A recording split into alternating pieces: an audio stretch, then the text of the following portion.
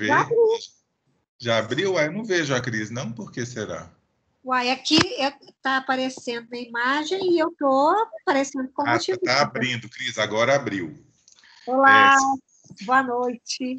Cris, nós já tivemos uma conversa grande aqui. Eu te conto depois o que a gente conversou, porque são 7h30 e nós temos 45 pessoas já conectadas aqui na Então, nossa vamos sala. lá. Então, nós já Começar temos a aula, convidados. tem que dar um sinal. Você e a Clarice gostariam de fazer alguma abertura desse nosso primeiro seminário? Como é que a gente dá boas-vindas? Eu começo e passo a palavra para vocês, então, pode ser? Dar boas-vindas a todo mundo, ao grupo da turma que a gente já estava aqui desde um pouco mais cedo, e as pessoas convidadas que estão acessando pela primeira vez esse ambiente.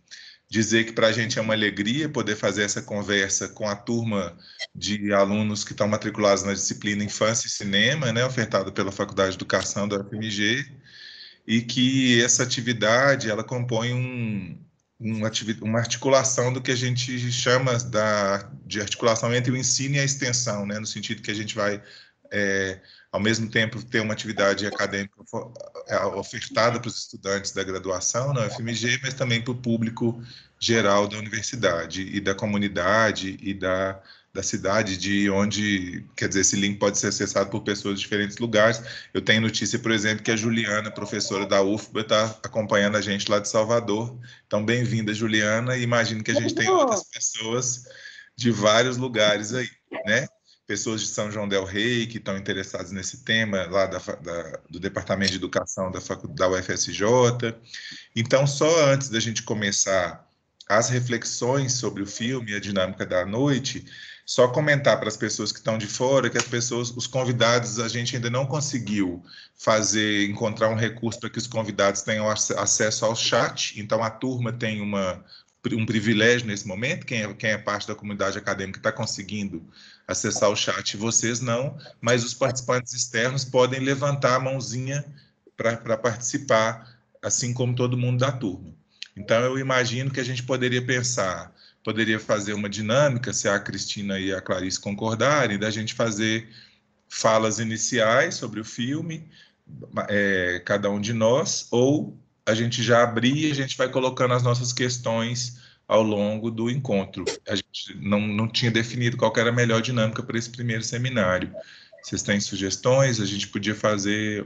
O que vocês sugerem? Levindo. Estou te ouvindo.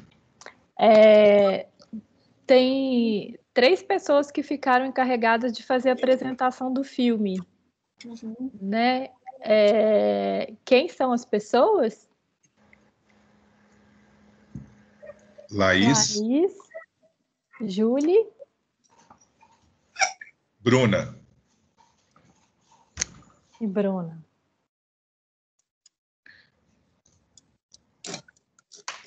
Tá. Edneia levantou a mão também aqui.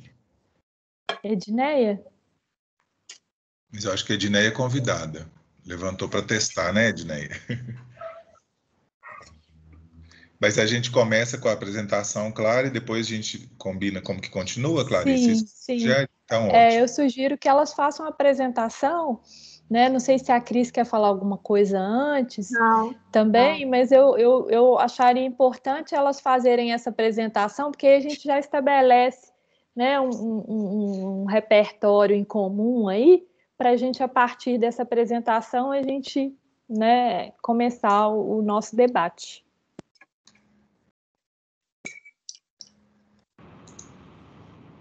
Oi, gente, boa noite. Meu nome é Júlia, eu sou da turma J. Eu, Bruna e Laís, estamos responsáveis por fazer uma apresentação breve, né, do filme. Fala mais alto um pouquinho. Tá baixo? Vou colocar o fone aqui.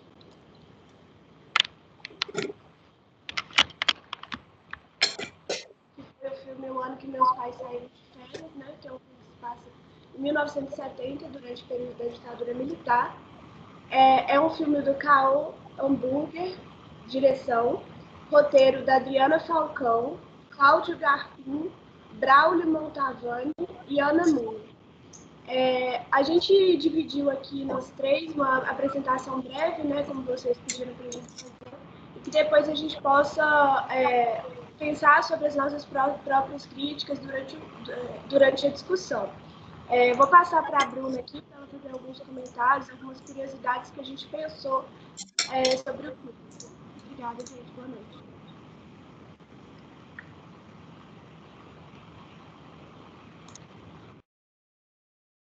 Boa noite, gente, a todos. Meu nome é Bruna, então, eu fiquei responsável por falar algumas das curiosidades sobre esse filme e a ficha técnica que a gente ficou de apresentar. A gente resolveu dividir porque nesse modelo remoto fica tudo meio confuso, até cada um ligar o microfone para poder completar o que o outro está falando. A gente achou que ficaria mais organizado. Então, é muito interessante que o diretor, né, que é o Karl Burger, desse filme, ele também dirigiu Castelo Rá-Tim-Bum, ele criou muitos programas direcionados ao público infantil, e todo mundo aqui deve ter assistido alguma coisa dele, e com certeza alguém assistiu pelo menos alguma coisa, né, gente, Castelo Rá-Tim-Bum, quem nunca teve alguma experiência com esse programa. E um menino muito maluquinho também.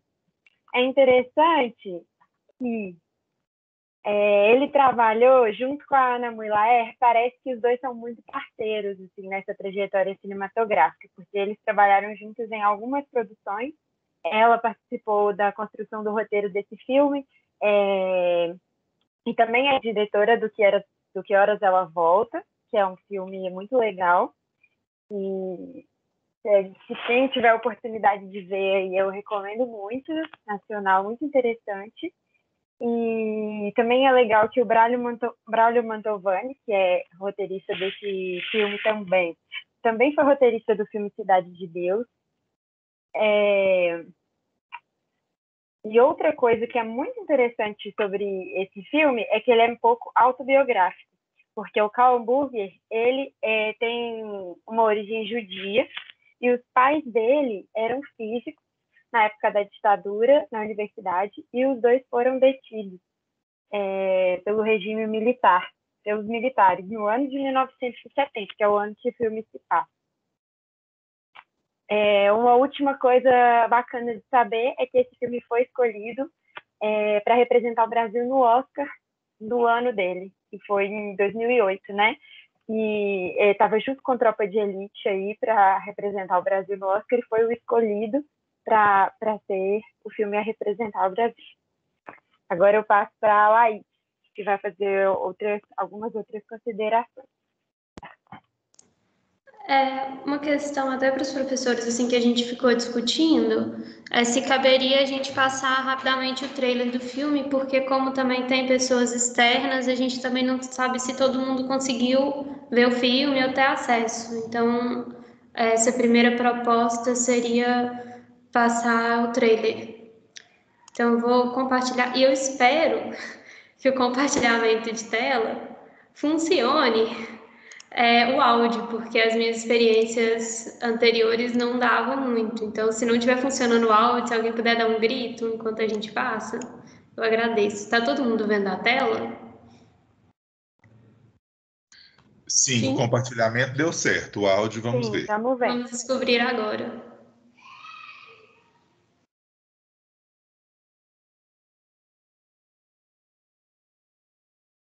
Não vemos o áudio. Não ouvimos o áudio. E agora? Deu para ouvir? Infelizmente, não.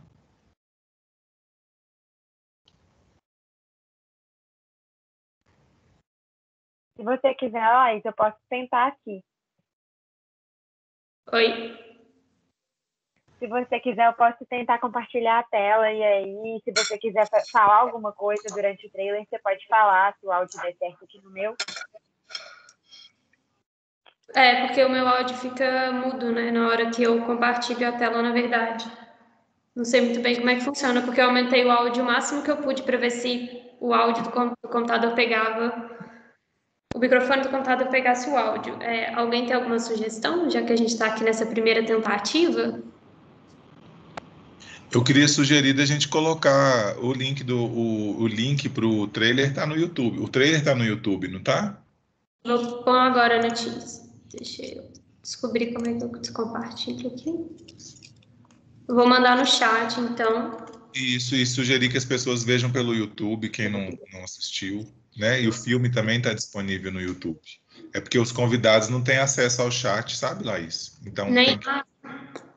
Enfim, então, gente, é só colocar o nome do filme, trailer oficial, que vai aparecer por lá no YouTube. Bom, então, já que não funcionou essa tentativa de trailer, contextualizar um pouco o filme. Ele passa em 1970, acompanha a vida do Mauro a partir do ponto de vista dele também, isso é um ponto importante. Então, a gente sabe que em 1970 a gente estava no período ditatorial no Brasil, e o filme começa com ele sendo levado pelos pais para a casa do avô. Ele sai de BH e vai para São Paulo para ficar com esse avô, enquanto os pais tiram um período de férias, né, que a gente sabe que, na verdade, eles estão fugindo e tentando se proteger do período ditatorial, porque eles eram militantes.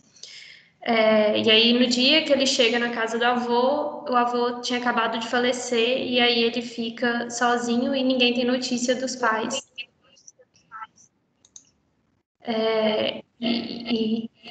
Tá voltando o áudio, para mim tá meio estranho. Não sei se tem alguém com o microfone aberto. Mas continuando. E aí ele acaba sendo acolhido pelo vizinho do avô, que na verdade é um judeu, e isso vai determinar muito uma questão de conflitos geracionais na relação dele com esse senhor, tanto geracional quanto cultural, nesse bairro que ele vive. E a gente começa a acompanhar esse ponto de vista. E, paralelo à história do Brasil, a gente tem o acompanhamento da Copa do Mundo de 1970 e o Tricampeonato do Brasil, e como que essa criança interage com essa manifestação cultural, né, do Brasil especificamente, nesse contexto em que ele está vivendo, que é o período ditatorial. Tem algumas questões interessantes do ponto de vista de curiosidades desse filme. Uma delas que eu acho interessante é que, na verdade, esse filme não chamaria O Ano em que Meus Pais Saíram de Férias, apesar dele ter uma referência forte nesse nome, né, ser um período de realmente fuga, e ser reconhecido como férias no ponto de vista também de que uma criança que não está entendendo o que está acontecendo e que também não pode saber o que está acontecendo. Mas ele chamaria Vida de Goleiro. E a primeira proposta é que esse filme foi sugerido ao Cal que mudasse o título primeiro por uma questão de gênero, porque imaginaram que o nome de Vida de Goleiro afastaria principalmente o público feminino do cinema e do interesse ao filme, mas que era um nome que ele gostaria muito e que eu acho, do ponto de vista analítico desse título, ele faz muito sentido dentro da história, por uma relação do que é ser o goleiro dentro de um time de futebol e a relação que esse menino tem e vive nesse período.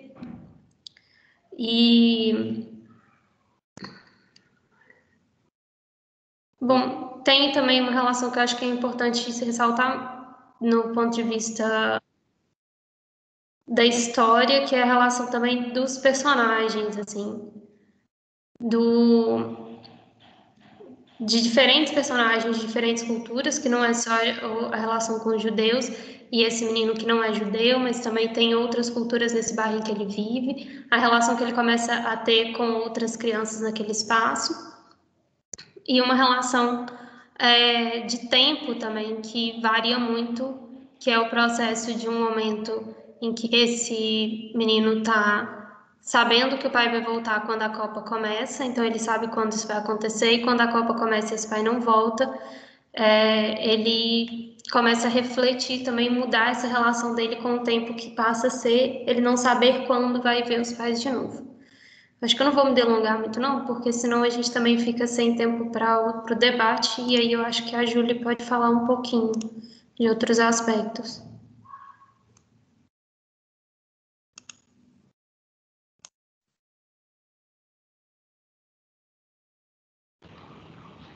Obrigado, Laís. Eu acho que a Laís falou muito bem, assim, e hoje ela nem tinha comentado isso do título ser do goleiro, eu achei muito interessante. Quando eu era criança, eu era e sempre tinha isso de ser a pessoa que está com o olho na bola o tempo inteiro, que não pode distrair nem um segundo, e quando eu vi esse filme na infância, eu fiquei pensando muito sobre isso. E essa relação com a Copa, né, uma coisa muito contraditória ali, aquela hora que... Enfim, eu acho que isso a gente pode trazer para o debate, mas um pouquinho do que eu e as meninas conversamos também, dessas contradições, né, sobre ser um militante contra a ditadura militar, né, que sabe que aquela Copa ali também é uma forma de pão e circo naquele momento, mas ao mesmo tempo o desejo de torcer pelo Brasil, aquela cultura, aquele menino que se sentiu acolhido ali, assim. Então foi o ponto que mais me chamou a atenção, assim, essa relação contraditória da Copa do Mundo, 70, aquele time bom da época, e o período da ditadura, né? Acho que é isso. Se a Bruna quiser comentar mais alguma coisa aí para finalizar.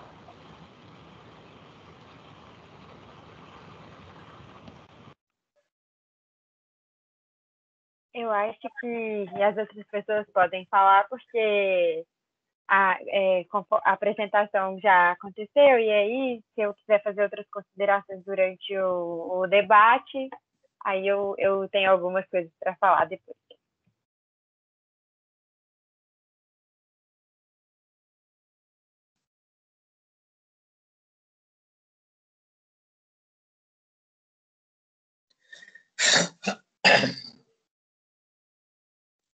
Obrigada, meninas. Não sei se...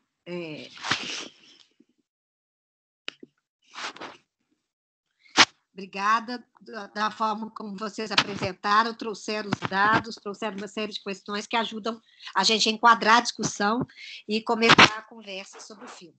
Eu acho que é nessa direção mesmo, tá? Que a gente tinha proposto, para vocês trazerem algumas questões para enquadrar a discussão.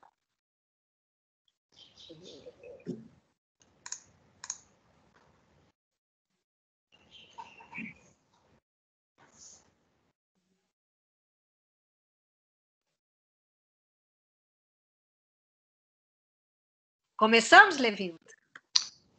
Começamos, Cris? Eu pensei de você ser a primeira. Não, você já está falando. Não, começa quem pergunta.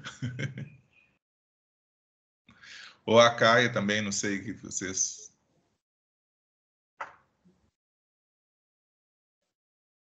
Ô, gente, quando a gente está em sala de aula, um olha para o outro e resolve a partir de olhares. Aqui está difícil. A gente olha para o outro e resolve. Eu gostaria de fazer uma pergunta. Não, nem pergunta, na verdade. Eu acho que está dando para ouvir. Eu sou Romana. Oi, grupo. Oi, pessoal. Boa noite. Mas eu gostaria de saber o que vocês acharam, assim, de trabalhar com esse filme. E a narrativa começa com uma criança falando, né? É o rapazinho falando, meu pai sempre dizia que o goleiro, enfim, não pode falhar. E aí, como que até, assim, em relação de infância de vocês, essa questão, pelo que eu entendi, a Julie joga, ou jogava, e isso é bastante interessante, né? A criança não poder falhar na infância, enfim. O que vocês acham sobre isso? Poderiam falar um pouco?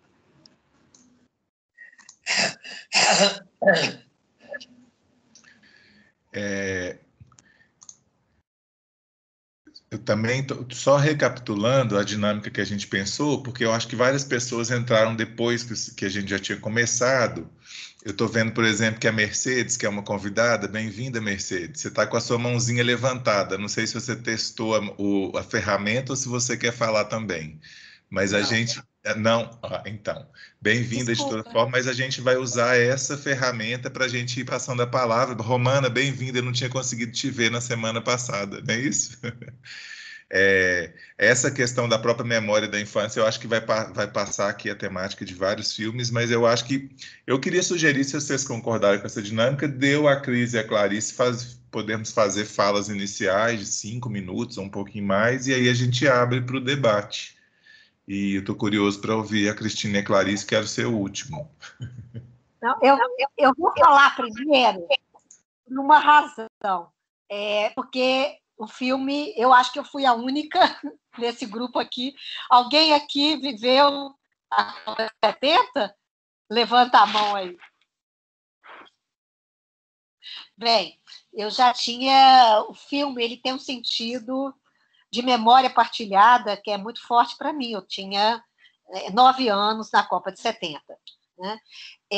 Então, eu pensei em colocar algumas questões e tem um entrecruzamento muito forte de memórias, menos para mim do que eu fui com meu companheiro na época, e ele, assim, ele lembrava que ninguém tinha a figurinha do Everaldo, sabe? O jogo de botão era exatamente o jogo de botão que ele tinha. Então, ele fala de uma infância, agora é muito uma questão de gênero. Né? Claro, eu lembro intensamente da Copa de 70, mas eu não lembro daquele olhar que era muito comum na época, que era uma coisa também, uma coisa mais de menino. Né? Eu torci muito, mas não com a intensidade que o menino vive, embora a Hannah também seja uma menina que joga futebol, isso não é... Mas eu fiquei muito impressionada, falei, gente, como eu tenho pouca lembrança da Copa de 70. Né? Eu tenho lembranças, mas eu tenho pouca, eu tinha 9 anos. Mas eu tenho muita lembrança da ditadura nessa época, né? Porque era uma coisa que a gente ouvia, sabia pouco, né? Eu tinha tanto primos presos, um primo ficou 5 anos preso, então era uma coisa que a gente ouvia pouco, mas ela interferia muito na nossa vida. Né? Então, principalmente 68, 69, frequentemente você não podia ir à aula. Né? E eu morava ali em frente a uma maleta e os estudantes saíam em passeata correndo da polícia, e eu morava no 10º andar, e eu ajudava meu pai a jogar gelo e tomate na cabeça dos estudantes. Então, na época, era esse o lugar. Mas era uma coisa, e eu nunca vou esquecer da impressão de ir ao aeroporto e ver os cartazes de procurados. E as pessoas que eu via sendo procuradas eram pessoas que tinham muito a cara da minha família, dos meus primos mais velhos, bem classe média, urbana, né? Muito envolvida com os 68, 70. Né? Então, aquelas imagens ficaram muito claras. Né? Mas, como criança, ao mesmo tempo, você estudava em escolas onde as escolas... Né? Elas glorificavam muito a ditadura. Né? Eu já fiz redação premiada, então você, ao mesmo tempo, você não conseguia compor uma visão geral. Você tinha pedaços em que você ia construindo uma visão daquilo, mas era uma visão completamente construída a partir do olhar do adulto. E, no meu caso, ela era cindida, porque, ao mesmo tempo que eu via falar que tinha terrorista, eu tinha primo que era terrorista preso. Né? Meu tio foi o primeiro a ser processado pela lei da imprensa, porque fez um comentário na imprensa. Então, não era uma coisa... E eu via os mais jovens criticando e os mais velhos na família apoiando. Né? Então, era uma questão que hoje é muito diferente. Hoje as discussões são mais abertas, etc. Mas eu queria chamar a atenção algumas coisas no filme. Né? Primeiro, que ele fala de uma temática que atravessa a ideia da infância, que é a ideia do medo do abandono. Né? Isso atravessa desde Joãozinho Maria e passa por filmes como esse, o Central do Brasil, para quem viu, ele trata um pouco disso. Tem um filme tcheco que é muito legal, Kolja, que é muito semelhante a esse filme, só que é um filme noutra casa, também por um adulto que não tinha a menor experiência com criança. Né? Até chegar Esqueceram de Mim. Todo mundo deve ter assistido Esqueceram de Mim.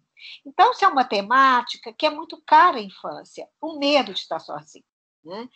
Por outro lado, esses filmes eles relatam geralmente uma trajetória, que é uma trajetória de amadurecimento e empoderamento.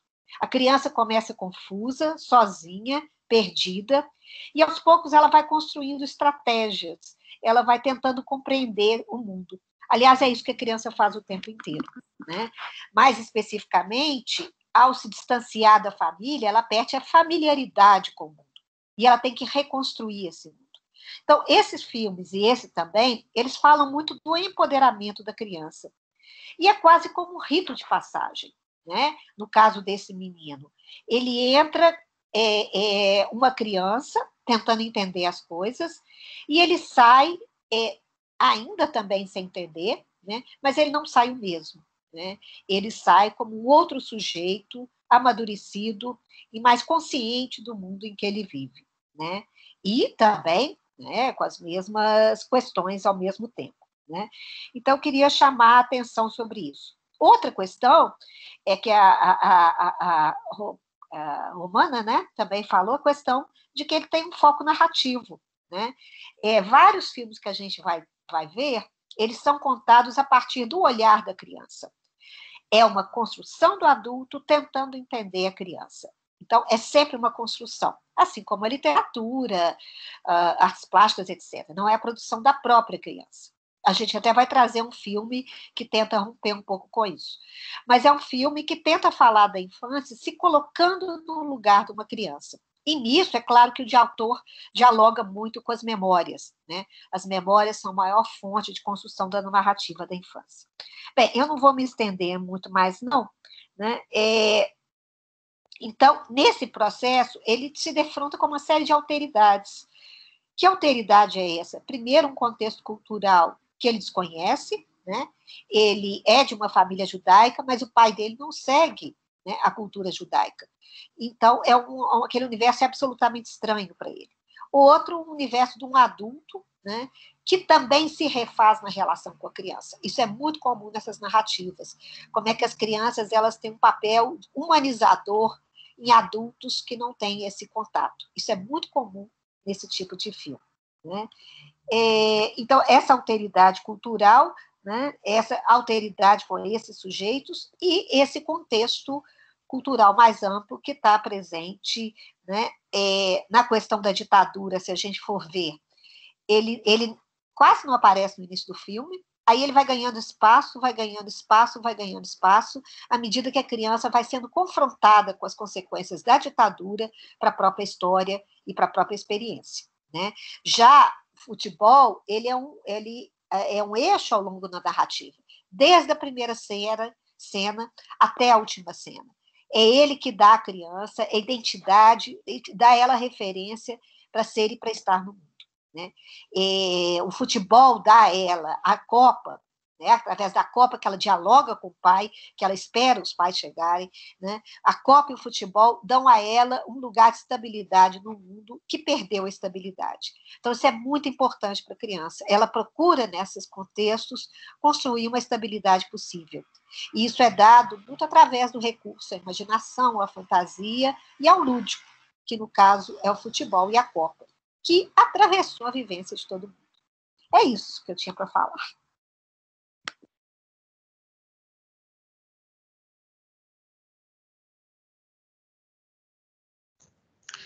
A Romana está concordando com você, Cris, em tudo.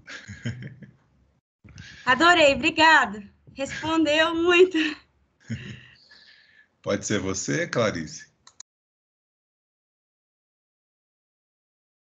Então, foi muito bom escutar a Cris falando e escutar as apresentações que vocês fizeram, porque eu acho que, né, a gente entra no filme, assim, a gente começa a lidar com o filme, com a linguagem do filme, com o que o filme nos traz, né, a partir desse material que vocês trouxeram. E eu fiquei pensando aqui muito em como que, muitas vezes, a arte e o cinema, eles podem ser um lugar de cuidado com a infância, sabe? Né, no caso desse filme, eu acho interessante como que o cineasta, né, ele está construindo uma história que é autobiográfica, como vocês bem, né, trouxeram, e essa autobiografia dele, né, de algum modo, ela é também para a gente uma atenção de que as crianças viveram esse processo da ditadura militar, né, e que elas viveram isso de modos singulares, né, cada uma delas, mas que enquanto crianças elas também viveram isso, né, e muitas vezes essa é uma história que ela não é contada, né, história do ponto de vista das crianças. Então, essa arte, esse cinema, né, do cuidado com a infância, ele se atenta para o fato de que as crianças elas também estão, né, vivendo a história, elas também estão dentro da história, elas também estão elaborando essa história, né, de algum modo. É um modo diferente do modo como o adulto elabora, com certeza, né? Então, assim, eu fiquei pensando muito no momento atual, assim, né? Ao assistir esse filme, eu fiquei me perguntando sobre como que as crianças estão vivendo hoje, né? A situação da pandemia e do isolamento social, né? Com certeza elas também estão... a Cris fez uma fala muito legal que ela fala dela enquanto criança, né? Nessa mesma época. E eu fiquei pensando, quando assisti o filme, como que está sendo para as crianças hoje viver talvez a situação contrária, né? Que é essa de meus pais agora estão dentro de casa, né? Ao invés dos pais que sumiram, os pais que voltaram para casa, né? Ou que estão mais em casa, né? E como que isso muda, né? Muda as relações na família, muda a maneira como a criança percebe o espaço próximo a ela e também como ela percebe o espaço, né, fora, né, o espaço distante, né, porque, enfim, agora elas também não estão circulando, né, elas perderam a possibilidade de circular pelo espaço, circular pela cidade, né? E, enfim, então eu fiquei pensando muito nisso, sabe? Assim, fiquei pensando muito em como que as crianças elaboram o tempo histórico, né? Onde que isso fica guardado, porque com certeza isso fica guardado em algum lugar. Eu acho que não foi à toa que o Karl Hamburger acabou fazendo um filme sobre isso, né? E o filme, de algum modo, ele é uma possibilidade de estabelecer uma relação com esse universo da infância muito potente, porque muitas vezes a gente vive algumas coisas na infância, por mais que a gente tente elaborar o mundo, muitas vezes essa elaboração ela nos vem muito como algo imagético, né? Como algo assim repleto de sensações em relação ao tempo, às pessoas, aos lugares, e às vezes a gente elabora verbalmente isso pouco, né? Enquanto a gente é criança, né? Então eu acho que o mergulho do Karl Hamburger nesse sentido aí é muito no sentido de de forma talvez a acolher essas sensações que ele teve na infância e transformar isso em imagens, né? Transformar isso numa narrativa, transformar isso em filme, com um cuidado muito grande, né? Com essa elaboração que é dele e que é também das outras crianças que viveram esse mesmo tempo histórico, né? Então, acho que vou passar a bola agora, que eu tô a fim de escutar vocês. Levindo. Gente, eu posso só, Leves, antes de você falar, só porque eu lembrei de uma coisa que eu queria comentar, quando eu estava falando que a gente... Esqueci de falar isso. Que uma coisa que eu lembro, falando dessa relação memória e história, eu tinha esse primo preso, e eu lembro da conversa, lembro exatamente das minhas tias contando isso. Né? Não, ele não está sendo torturado, ele só ficou 3 dias sentado e as pessoas davam um beliscão toda vez que ele queria dormir. É claro que eles não estavam falando isso. Eles deviam estar falando de alguma cena de tortura, e a lembrança que eu tenho exata é dessa conversa. Né? Essa conversa aconteceu? Provavelmente não. provavelmente eles falaram em beliscão. E eu, porque eu estava presente, né? E eu associei beliscão em cosquinha, né? Então, naquela época... Você associou beliscão a quê? Cosquinha. Cosquinha. Eu achava que ele estava sendo vítima, que a tortura era deixar acordado. Eu fiquei muito impressionada. Alguém deixar alguém acordado vários dias dando beliscão e fazendo cosquinha. Né? Essa fala aconteceu? Eu tenho certeza que não. Eu lembro dela nos seus mínimos detalhes, totalmente. Só fechando. Interessante demais ouvir vocês e estou doido para ouvir a turma também. Eu queria fazer alguns comentários também, assim, de diferentes naturezas, né? Primeiro, eu acho que é muito interessante destacar que esse é um filme sobre a ditadura brasileira, ou que se passa no período da ditadura brasileira, e que não tem necessariamente aquelas imagens do autoritarismo da ditadura ou as cenas chocantes da tortura que muitos desses filmes trazem.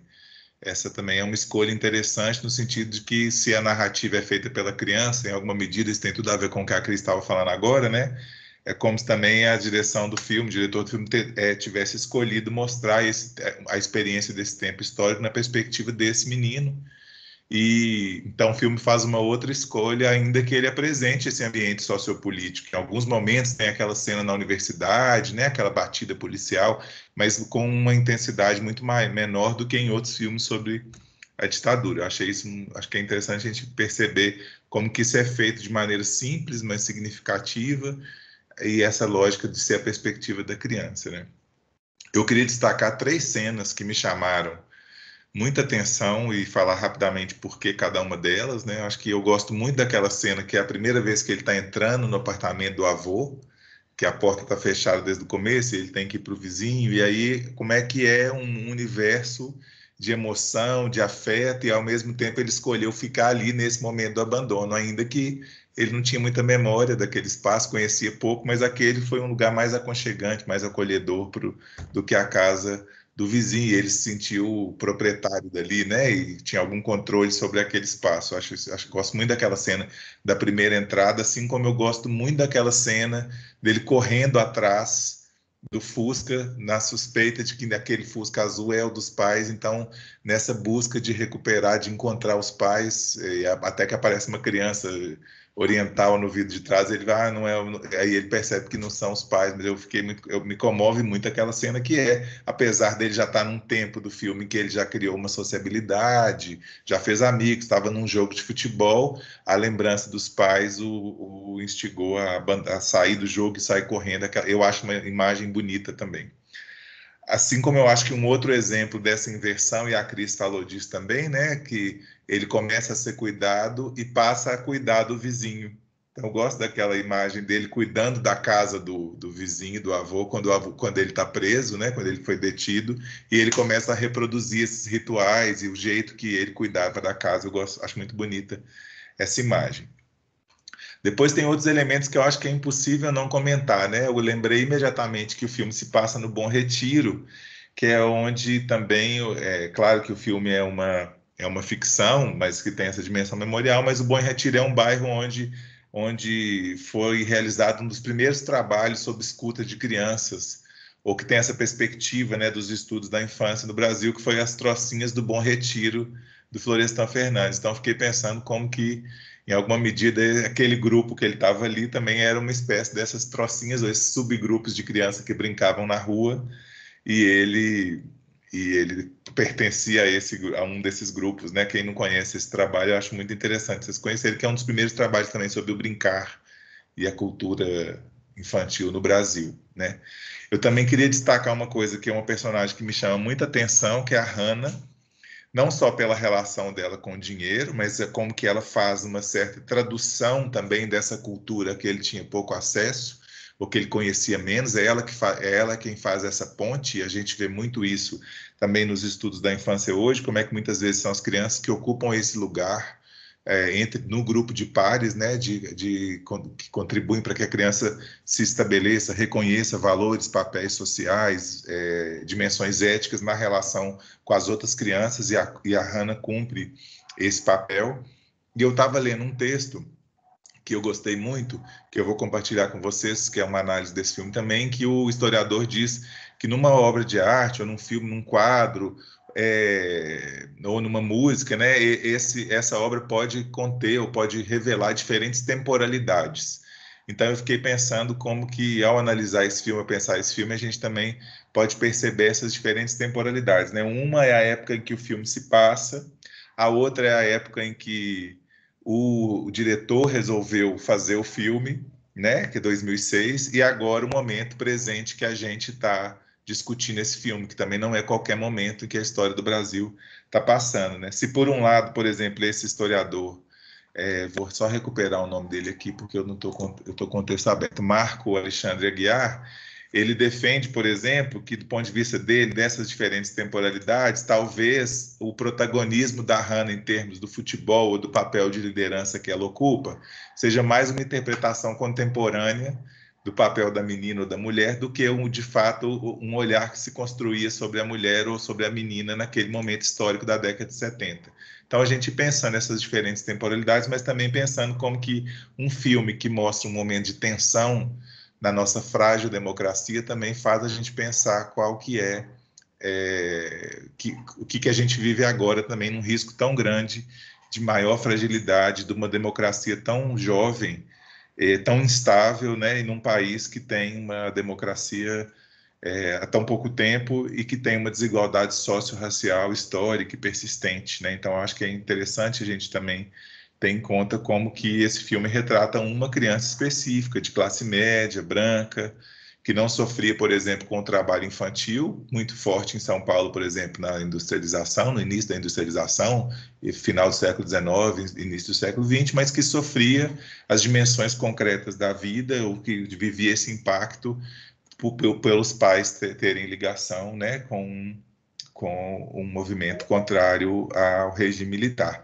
Então, é muito interessante, isso tem relação com o que a Cris e a Clarice trouxeram, no sentido da gente pensar que as crianças, de fato, constroem a sua própria história e participam da construção da história e são capazes de interpretar e participar da construção dessa história. Eu gosto muito do exemplo também quando a gente pensa que ele começa falando, acreditando de fato na frase de que os pais saíram de férias, e mais no final do filme a afirmação dele é quase que na defensiva. Sim, os meus pais estão de férias, como se já claramente sabendo, inclusive sabendo pelas próprias crianças e não pelos adultos que estavam protegendo ele dessa temática, como se essa temática não pudesse fazer parte do universo infantil, a temática da ditadura, da violência, da prisão. Quem fez essa tradução de uma temática em tese adulta para ele foi uma outra criança que disse: o seu pai é aquele que fugiu ou que está preso.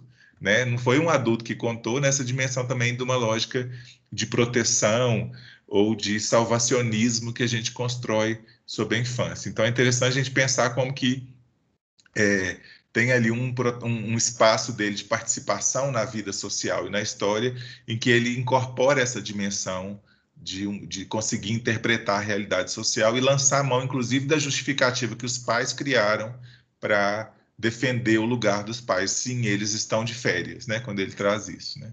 Depois tem outra temática que eu também encontrei um texto que faz esse debate, que eu acho que é interessante, não é central para a gente hoje, mas é essa dimensão de uma discussão de como é que esse filme, em alguma medida, reproduz ou opera com a lógica do mito de uma democracia racial no Brasil.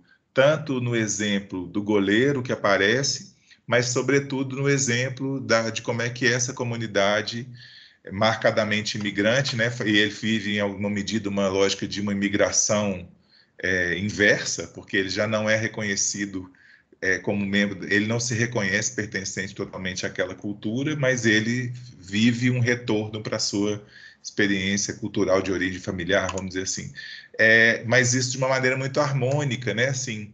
É muito bonito ver, por exemplo, como é que tem uma dimensão de uma decisão coletiva do que vai acontecer com ele, uma decisão que é tomada pela coletividade dessa comunidade, mas, ao mesmo tempo, como se não existissem conflitos, como se esse grupo fosse acolhido no Brasil de uma maneira sem tensões, né? Então,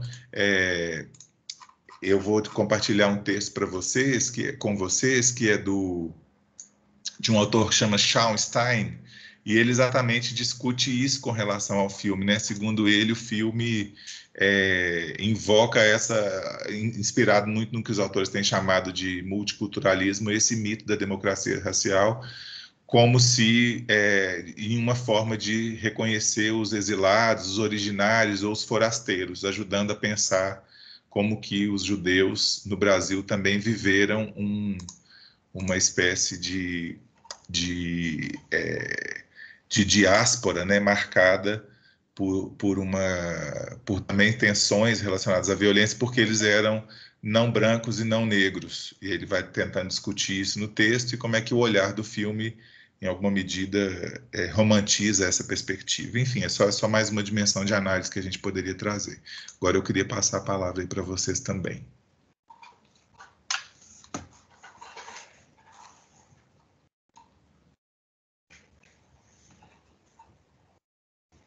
A gente poderia usar a mãozinha. Camila já levantou a mãozinha, ó, foi a primeira. Então, pode ser sim, Cris e Clarice, a gente circular um pouco agora o debate, né? Vocês estão com a câmera fechada? Agora, Isso.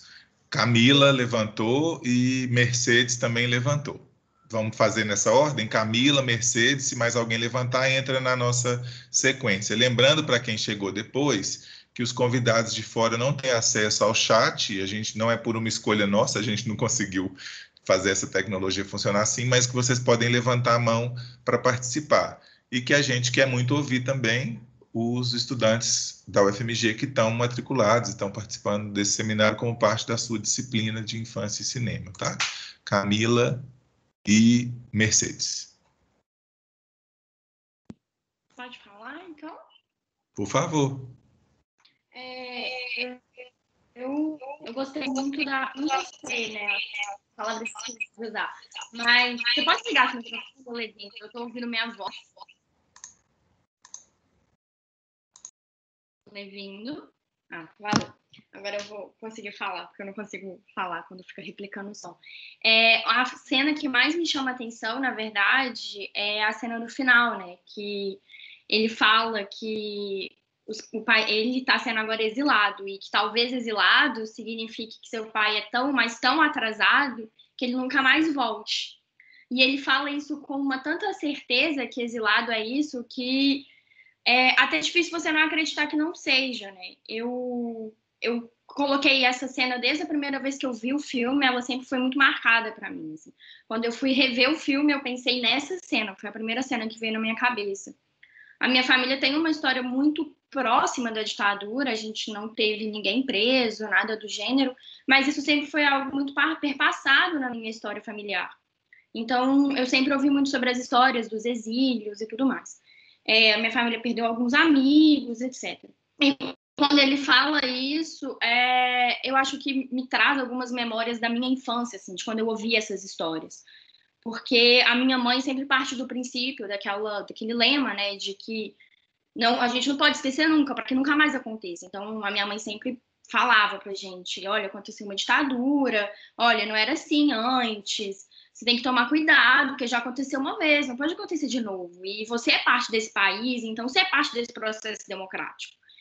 E quando ele fala isso, eu lembro da minha mãe tentando muitas vezes me explicar o que era o exílio, até que um certo dia, eu já era mais velha, eu entendi realmente o que era o exílio. E essa cena me chamou muita atenção, muito por conta disso, assim, eu acho. E outra cena que me chama muita atenção é na hora que o pai dele tá deixando ele, né, na porta da casa, do apartamento do avô, e a coisa que faz o pai dele ir embora é deixar a bola, né? Ele nem sequer abraça o Marco e ele deixa a bola, assim. Ele fala, toma, agora você pode ir. E a mãe dele já tem aquela coisa mais... Eu acho que também é uma visão muito do que era a relação, né? Do que era ser mulher e tudo mais, e da questão do cuidado e da casa e todas essas questões, né? Do que é ser mulher na sociedade.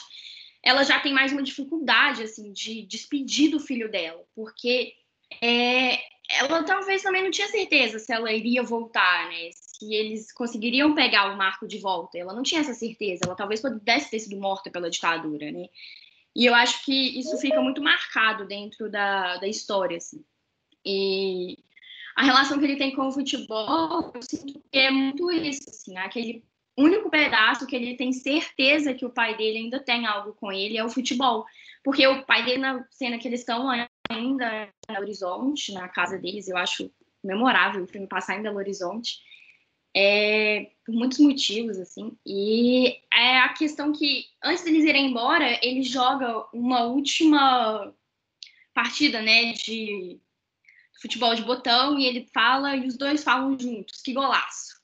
E é como se aquilo ali fosse a relação que ele ainda tivesse com o pai dele, né, com a família dele. É isso, eu acho, que eu tinha a dizer.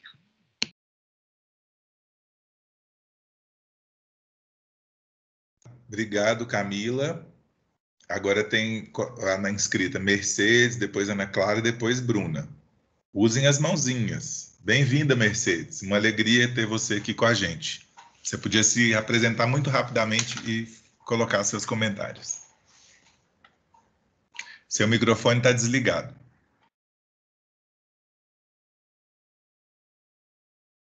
Agora está? Agora está funcionando. Bem-vinda. Bom, boa noite, gente. Meu nome é Mercedes. Eu sou amiga da Cristina Gouveia. Eu conheci pela voz. Do tempo da Fafite. E eu estou muito feliz de reencontrá-la e reencontrá-los nessa circunstância, né? E queria parabenizar você, Cristina, por estar fazendo parte desse coletivo, dessa iniciativa. E eu sempre admirei muito o seu trabalho.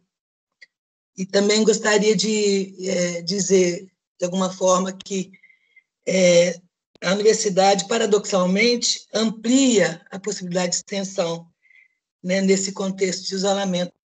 Eu espero que isso prolifere. E tive a oportunidade, né, como é muito difícil para mim ir à Fafiche e ao campus atualmente, eu tive nessa condição a possibilidade de estar junto com vocês e fazendo aprendendo muito, né? Eu sou psicanalista na Rede SUS e consultório, e gosto muito, sou apaixonada por cinema. Então, eu queria comentar algumas coisinhas, assim.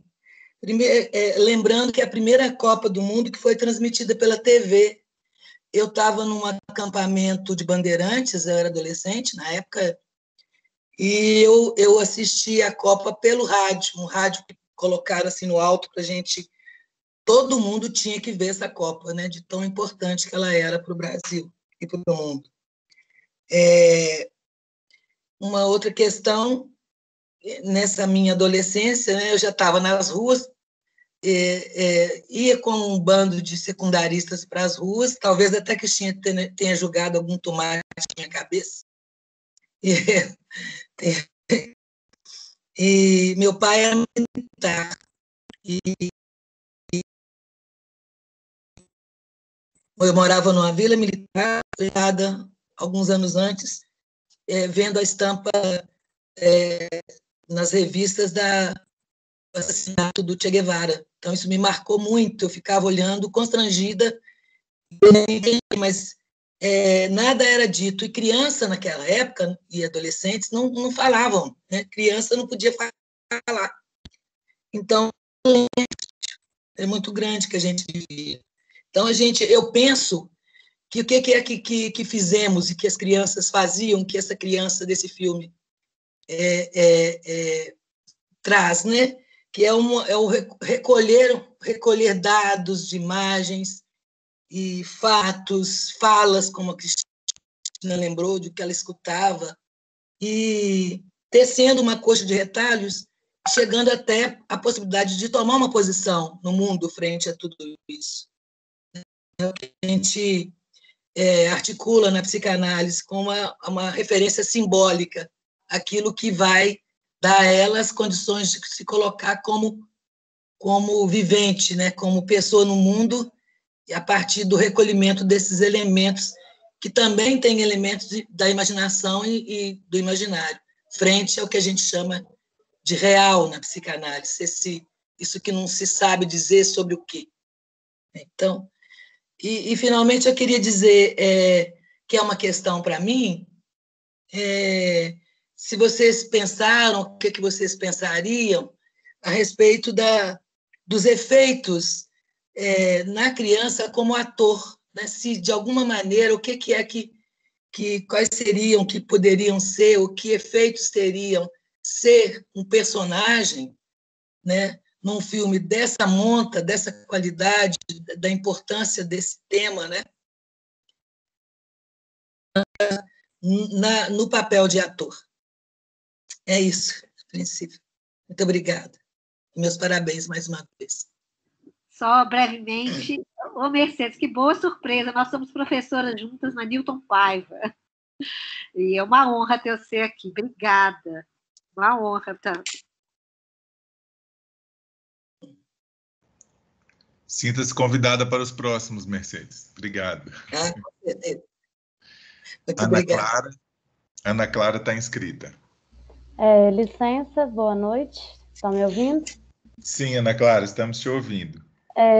Aproveitando o gancho tanto da Mercedes quanto da Camila, assim, essa provocação da criança enquanto ator, né? Isso mexeu muito comigo desde o princípio do filme, porque é tudo realmente sob a perspectiva da criança, assim, do protagonista Mauro, e eu acho que o filme trata com muita delicadeza, assim, esse olhar que ele tem sobre as coisas, sobre a situação, inclusive, do golpe civil-militar, sobre a situação do abandono, né, entre aspas, dos pais dele, sobre a reação que ele tem em relação à morte do avô, a relação que ele tem com os mais velhos, com os mais jovens. Isso ficou... Para mim, eu senti muita delicadeza nesse olhar, assim, sabe? E é uma ingenuidade que vai se alterando ao decorrer do filme, porque no começo ele é um menino ali, criado com pai e mãe dentro de casa, e aí ao decorrer do filme ele tem que se adaptar a uma nova realidade, então ele vai amadurecendo, vai ganhando uma autonomia precoce, sabe? Então eu acho que essa ingenuidade também ela vai se falecendo à medida que o filme prolonga, né? Discorre sobre a vida dele, assim. E uma coisa que a Camila falou que também me marcou muito é a última fala do filme sobre o termo exilado, o que significa isso para ele. Eu imagino que, assim, no meu imaginário, enquanto eu vi o filme, eu percebo que durante essa adaptação que ele teve que passar durante esse contexto, ele teve que ressignificar muitas coisas. Por exemplo, Férias, que, né, é o título do filme. O que é férias para uma criança e o que férias pode ter se tornado para essa criança, sabe? E aí, a partir da ressignificação que ele deu para o termo de exilado, de um pai que nunca mais volta, eu acho interessante isso, assim, de considerar como que a criança, em determinado contexto, tendo que passar por determinadas adaptações, numa idade muito tenra, assim, ela tem que ressignificar para conseguir lidar mesmo com as perdas, com as frustrações, com tudo isso que tanto a infância, assim, o final da infância e a pré-adolescência traz, assim, para a gente, assim. E eu me identifiquei muito com o personagem, assim, de certa forma, porque ali na fase da idade dele, eu também passei por algumas coisas, não, obviamente, semelhantes, porque é um outro contexto, mas algumas coisas parecidas, assim, de sentimentos de frustração, tristeza, interação social com pessoas mais velhas. Eu sempre tive muita facilidade com isso e muito mais dificuldade com pessoas mais jovens, e eu percebi muito isso no filme. Ele se sente muita vontade para se expor, expor suas ideias, expor suas opiniões, enquanto ele está rodeado de pessoas mais velhas. E a Mercedes disse, né, que é psicanalista, sim.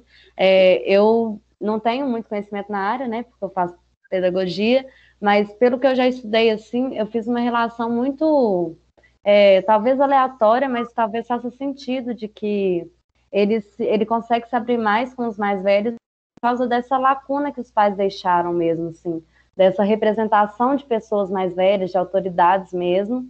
E aí eu acho que essa abertura dele ser ser mais, dele se sentir mais à vontade para se abrir com pessoas mais velhas, pode se dar a isso. Foi uma reflexão que eu fiz. E essa dificuldade de interação com os mais jovens, assim, essa intimidação, assim, que eles sentem, sabe? E de ter que preservar a sua própria privacidade mesmo, porque ele está passando uma situação que ninguém entende e que ele mesmo não entende, porque ele não sabe onde os pais estão, e tem boatos, e as pessoas, uma pessoa fala uma coisa, outra pessoa fala outra, e aí ele conhece um amigo. Então, assim, foram coisas que eu percebi ao longo do filme, assim, que eu acho importante serem refletidas, sabe? É isso. Muito obrigada. Obrigada, Ana Clara. Eu estou anotando aqui as questões. Agora está Bruna e depois Laís.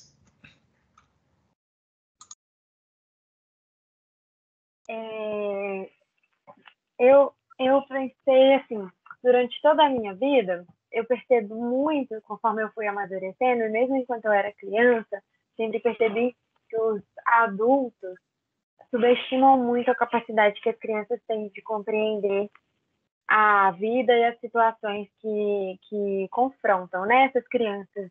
O que mais ilustra isso é a forma como adultos que não convivem com criança falam com as crianças quando encontram, assim. É uma coisa como se a criança não tivesse realmente capacidade de compreender nada. E esse filme, eu acho que eu comecei a assistir ele pensando nisso, e achei muito interessante a forma como ele coloca a criança numa posição de que consegue lidar com as situações e compreender as situações e consegue dar a volta por cima e viver e dialogar e pensar sobre as coisas, e a capacidade que a criança tem de definir, de pensar mesmo na situação em que está vivendo, né? E essa frase do final também me marcou muito, porque eu também vejo nas crianças uma grande capacidade de definir as coisas, de definir sentimentos, palavras, situações com uma sabedoria muito grande, né? Que é livre dos vícios que a gente tem enquanto adulto. E eu pensei que essa visão é muito fiel da criança nesse sentido, e que eu ficaria satisfeita de assistir esse filme enquanto eu era criança, porque quando eu era criança eu sentia muito isso, que as pessoas não acreditavam em mim, não acreditavam que eu poderia dar conta, não acreditavam que elas poderiam me contar as coisas, que eu conseguiria lidar com aquilo. E eu sentia também que eu sempre sabia muito mais sobre as situações do que as pessoas achavam que eu realmente sabia.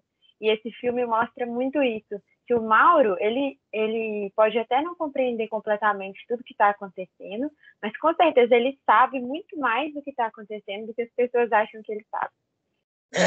Esse filme trouxe isso muito forte para mim. Assim. É isso que eu queria falar.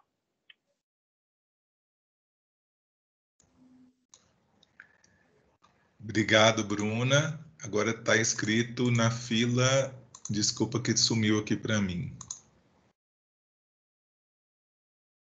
Laís.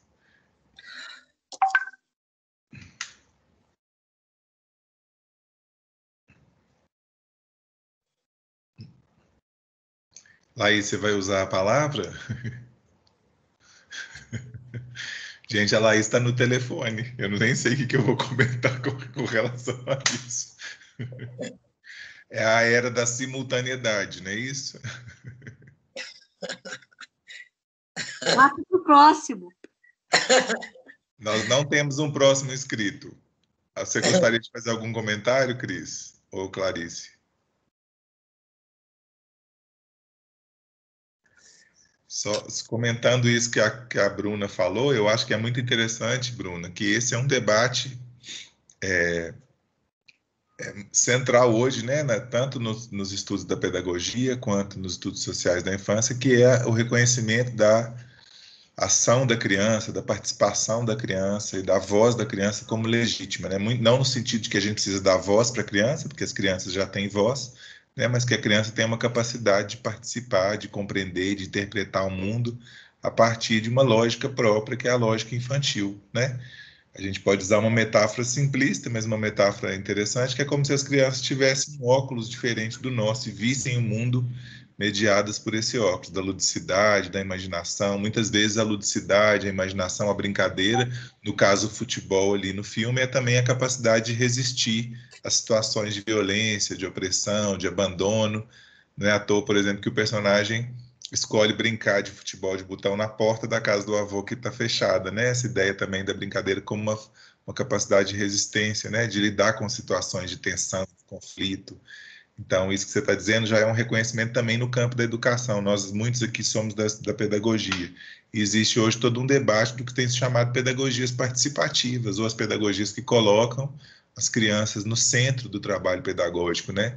No sentido de que o percurso do processo educativo é construído com a participação dela e não numa lógica transmissiva, né? De uma educação bancária, se a gente for usar o Paulo Freire, ou de uma educação mais autoritária, rígida, impositiva. Então é muito legal a gente pensar como é que essas visões estão em consonância, né? E que essa concepção que a gente vai construindo da criança como sujeito e atora, e não o ator do filme, mas um ator social, também inspira as práticas educativas que a gente constrói para elas, né?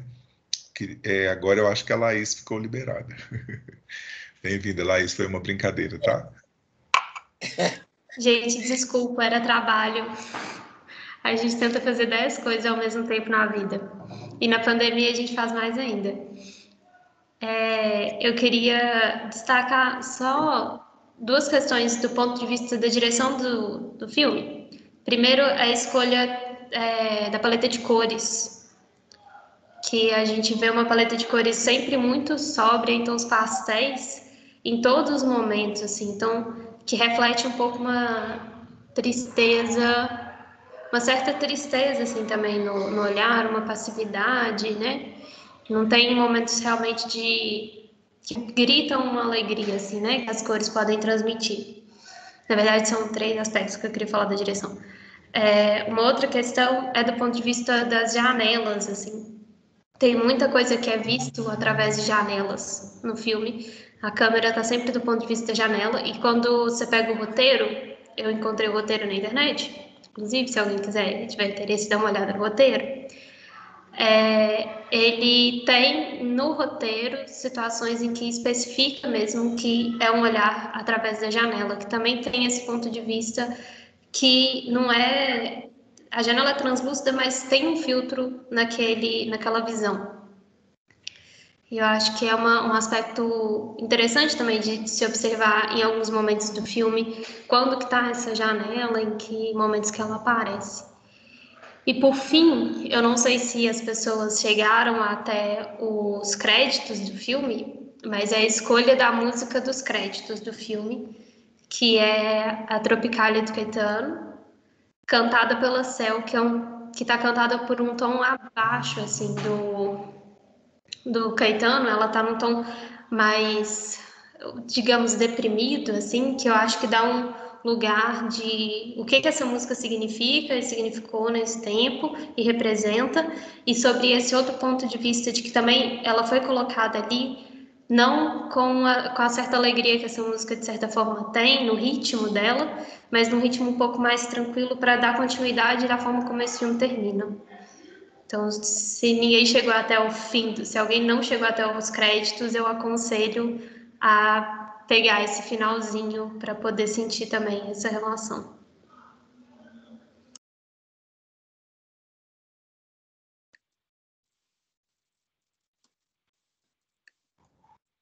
Não temos novos inscritos.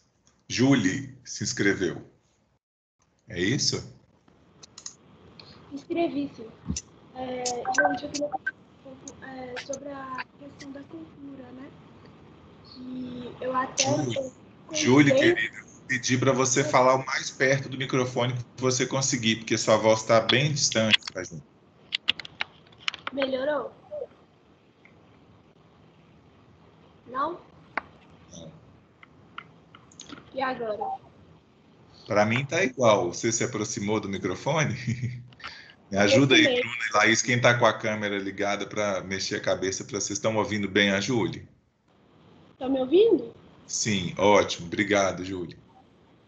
Eu queria comentar duas coisas rapidamente aqui. Uma é que, por coincidência, essa semana eu li um texto na aula Gente, me fugiu o nome da matéria. De estudo sobre a infância, né? Sobre a cultura, a relação da criança com a cultura, da Rita Hips, né? E aí coloca muito a criança como uma categoria social de produção, circulação dessa cultura, né? E um dia depois eu fui assistir o filme, e aquele momento que o Mauro chega no bar, pede uma água e conversa com aqueles homens ali que estão conversando sobre futebol, ele passa uma mensagem, eu não lembro exatamente o que, mas sobre uma coisa que o pai disse para ele, passa aquela mensagem, consegue interagir ali naquele meio, que é um meio totalmente desconhecido para ele, né? E aos poucos, esse apego com o pai e com a cultura que está pegando naquele momento que em todo lugar está falando de futebol, de Copa, uma coisa que ele se interessa, foi a libertação para que ele começasse a ficar menos triste, mais seguro, mais acolhido, assim, né? E o segundo ponto que eu tinha comentado um pouco antes, que é um pouco distante aqui da infância, mas que eu queria comentar, é sobre as contradições entre a Copa e a ditadura, né? Que eu falei brevemente, mas assim, me lembrei daquela frase da Regina Duarte, né? Ai, como era bom cantar aquela música na época da ditadura, e assim, aí na hora do filme eu lembrei disso, e aquela sensação, o menino estava ali sem os pais, sozinho, desesperado, mas ao mesmo tempo tinha aquilo ali, né? E essa visão de amor, de patriotismo que veio nesse período, que queriam enfiar goela abaixo de todo mundo, apesar do futebol ser importante para a cultura brasileira, assim, mas queriam enfiar aquilo goela abaixo como um pão e circo mesmo, assim. E hoje, quem lembra desse período como patriotismo, alegria, futebol, felicidade, são as pessoas que estão usando a camisa da seleção brasileira, né, pelo conservadorismo, pelo fascismo, e as pessoas que conseguiam ver a Copa ali de outra forma naquele momento, comemorar de outra forma, né, como aqueles rapazes ali naquele diretório acadêmico, né, que falaram: se for gol da Tchecoslováquia é ponto para o socialismo, é vitória do socialismo. Essas pessoas foram colocadas como patriotas. E hoje a gente tem isso da relação da camisa da seleção brasileira. Foi um ponto assim, que eu achei muito interessante também de trazer. Obrigada, gente.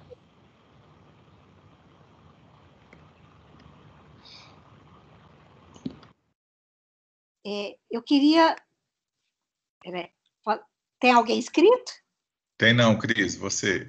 Eu queria voltar ao ponto que eu acho que foi a Bruna e a Mercedes que usaram o termo ator em sentidos diferentes, mas a gente, né, conversar um pouco sobre isso, né? E o Levindo explorou aí também, né? A ideia de que, né, pensar a criança, ela não está à parte, e isso a gente vai atravessar os diferentes filmes, ela não é um sujeito que habita o mundo da imaginação. A imaginação é uma linguagem que permite a ela ler a realidade com uma lente diferente do adulto, mas isso não significa estar à parte do mundo. Então, a gente é muito atravessado por essas representações de que a criança ela entra na vida social, né? A pandemia, eu tenho visto alguns textos falando assim, a criança é só alegria, imaginação, ela vive no... Não, ela é um sujeito social, né? Que vive as condições sociais do tempo que ela vive, nas condições que ela vive, claro, a partir de uma lente própria, né? Mas isso não significa que ela esteja à parte do mundo, né? É uma consciência difusa, mas ela tem uma consciência e muitas vezes ela é chamada, né, a ocupar um lugar, um espaço de atuação no mundo que ela vive, né? Em vários momentos, em várias situações ao longo da história. Então, quando a gente pensa bem, aquela situação da criança de uma tristeza, tristeza é perda, mas é também uma potência da infância, né? E uma potência que vai ser muito significativa em momentos muito duros da vida da criança, né? Não só essa criança aqui, mas as crianças que estão vivendo e perdendo coisas na pandemia, crianças deslocadas, né? As crianças na Segunda Guerra, as crianças na Guerra da Síria, etc, etc. A história da infância é a história também dos adultos, atravessada por guerras, conflitos, etc, etc, etc, que ela não escolheu, mas que a ela só é dado tentar compreender, né? E estranhar.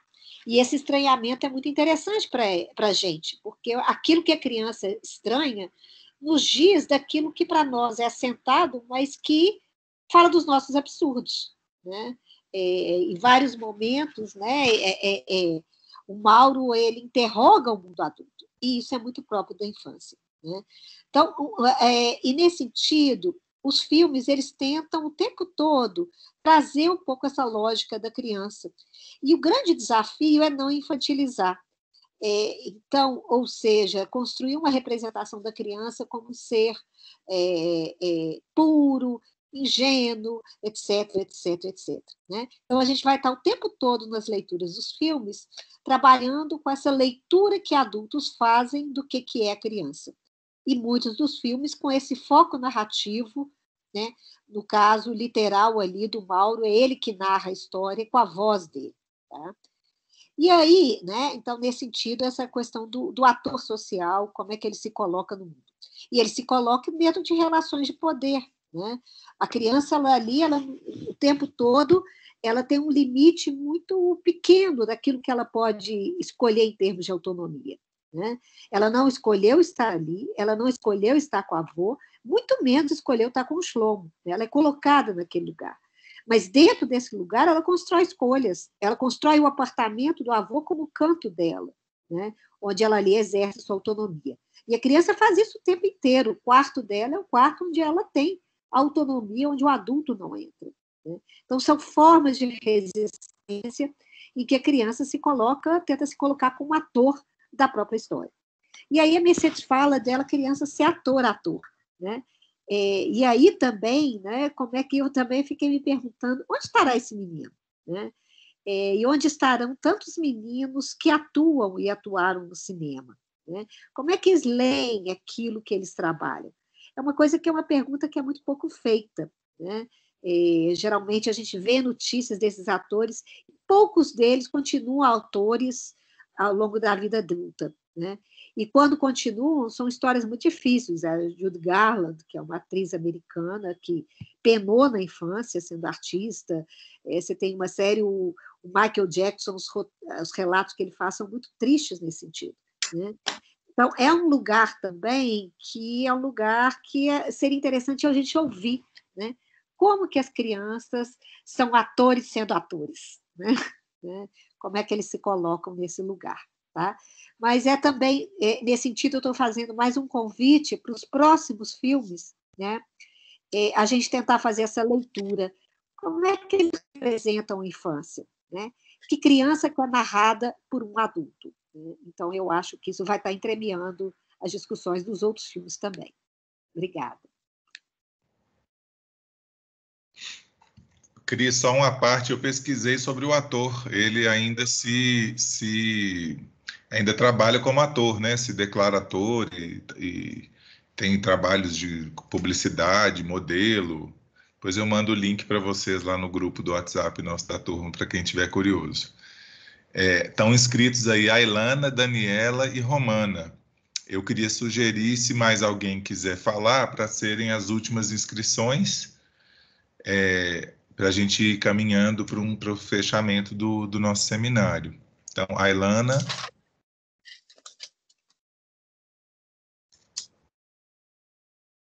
Bem-vinda, obrigado.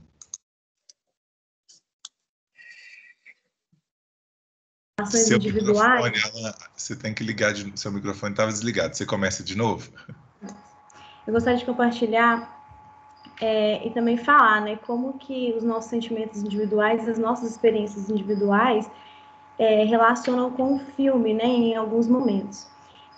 Um dos temas que eu queria colocar em evidência é o da promessa, que quando os pais deles saem, eles prometem voltar antes da Copa. Então, o conflito do Mauro é na expectativa da Cobra, mas ao mesmo tempo é uma frustração pelo adiamento da vinda dos pais. E naquele momento, uma cena que ficou muito registrada na minha mente é quando ele desliga a TV, tem o jogo, ele desliga e vai para a janela. E aquilo mexeu muito comigo, porque eu passei uma experiência semelhante quando criança, da mesma forma. Meu pai sempre prometia vir ao meu aniversário, mas nunca via. E aí, assim, naquele momento, parece que é como se eu sentisse um pouco do sentimento daquela cena. Então, assim, é uma das partes que mais mexeu comigo durante o filme. É isso, obrigada. Obrigado, Ailana, que também mostra como é que as suas experiências de infância te mobilizaram, né, na leitura do filme. Agora, Daniela. Daniela, oi. Boa bem-vinda. Oi, boa noite. Obrigada. Durante esse filme me marcou um pouco, porque me remeteu a uma leitura de um livro que eu fiz há um tempo atrás, que é um livro, assim, um divisor de águas para mim, para compreender esse período da ditadura, que é o livro Infância Roubada, Crianças Atingidas pela Ditadura Militar. Ele foi organizado pela Tatiana Merlino e foi a partir dos depoimentos de 44 pessoas, né, crianças no período da ditadura, os seus pais eram ativistas, né, eram manifestantes, e foram crianças que sofreram torturas, foram exiladas, foram presas ou foram abandonadas, né? Então, esse filme remete muito a isso, eles foram bem certeiros, assim, nessa representação. É um livro, ele está disponível nas bibliotecas do Brasil, no site Bibliotecas do Brasil, e é um livro bem interessante, né? Porque são 44 pessoas que contam a sua visão como crianças de tudo que estava acontecendo. É só isso mesmo. Obrigada.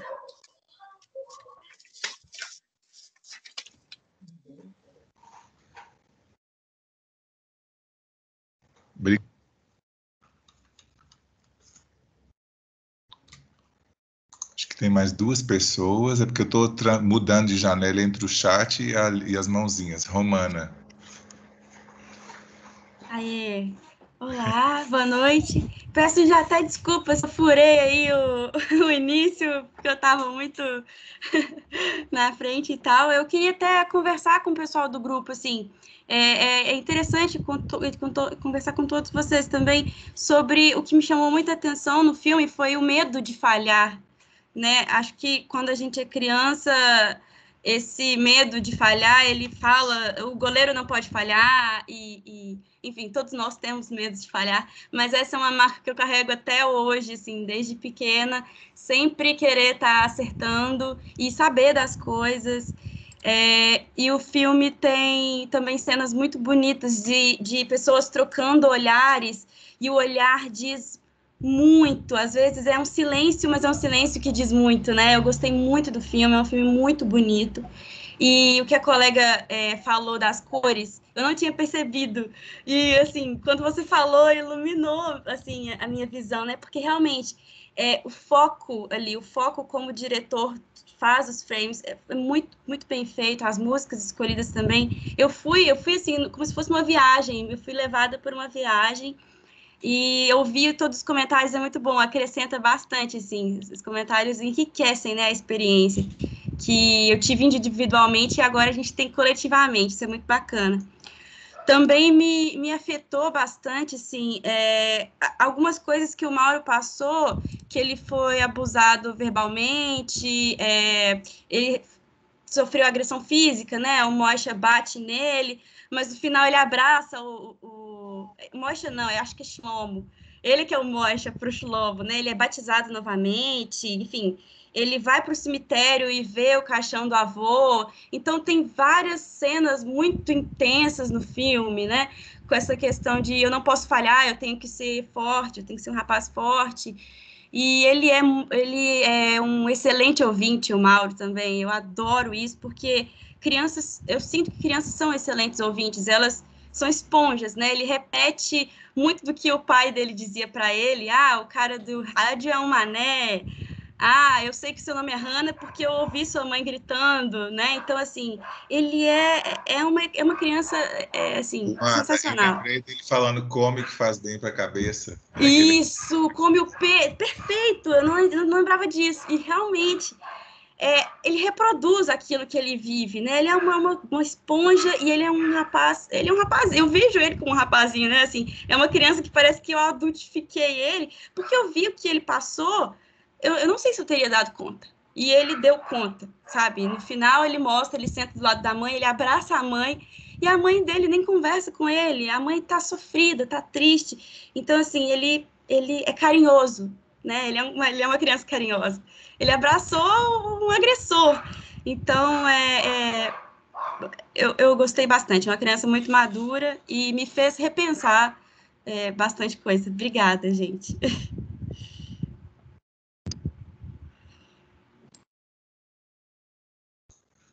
Bruna. Bruna é a última inscrita. Se mais alguém quiser falar, levanta a mãozinha, gente, que a gente vai encaminhando para o fechamento. Pode ser? E Júlia, eu acho que vai falar de novo, que ela ligou a câmera. Eu só queria falar a mesma coisa que eu falei no chat, que é o ator que faz o Mauro, porque como algumas pessoas não têm acesso ao chat, né? Eu acho que a Cris também não viu. A Cris comentou isso do ator, o Levindo disse que pesquisou sobre ele. Ele é o mesmo ator que faz o Fabinho, filho da patroa em Que Horas Ela Volta, e para 2020 e 2021 ele já tem papéis. E isso dele fazer o Fabinho foi uma coisa que eu fiquei assustadíssima, que eu já tinha assistido Que Horas Ela Volta, eu assisti esse filme todo sem saber disso, não percebi que era a mesma pessoa, e na hora que eu vi, eu pensei, não pode ser. Aí eu vi a imagem do menino, olhei para ele grande e pensei, gente, como pode? E fiquei super feliz dele ter continuado nessa trajetória. Assim, me veio a mesma coisa que veio à cabeça da Cris, que ela comentou. É só isso que eu queria dizer.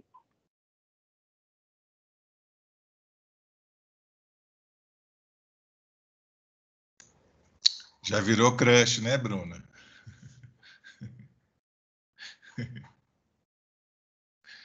Não tem mais ninguém com a mão levantada. Queria saber se a Clarice ou a Cris querem fazer algum comentário.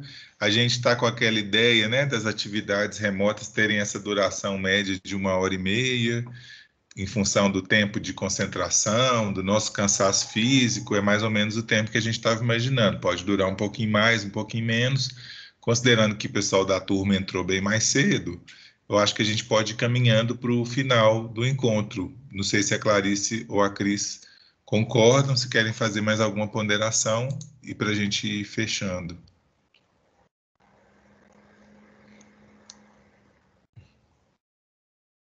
Levindo,